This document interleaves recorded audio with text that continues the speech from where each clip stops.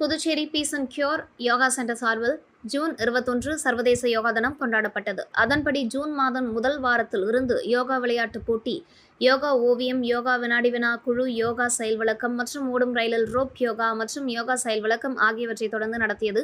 அதனைத் தொடர்ந்து போட்டிகள் நிறைவடைந்து பரிசளிப்பு விழா நடைபெற்றது. இதில் அமைச்சர் லட்சுமி நாராயணன் மற்றும் முன்னாள் அமைச்சர் விஸ்வநாதன் ஆகியோர் கலந்து கொண்டு பல்வேறு போட்டிகளில் வெற்றி பெற்ற மாணவர்களுக்கு பரிசுகள் மற்றும் சான்றிதழ்களை வழங்கி வாழ்த்துக்களை தெரிவித்தனர்.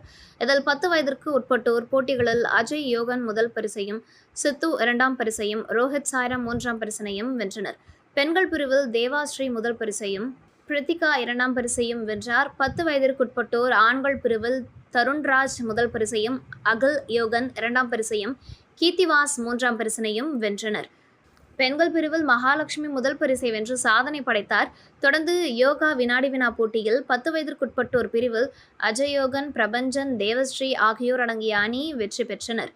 10 வயது மற்றும் அதற்கு மேற்பட்டோர் பிரிவில் அகில் யோகன், லக்ஸின், நிஷாந்திகா ஆகியோர் அடங்கிய அணி வெற்றி பெற்றனர். யோகா ஓவிய போட்டியில் 10 வயதிற்குட்பட்டோர் பிரிவில் பிரித்திகா முதல் பரிசை வென்றார்கள்.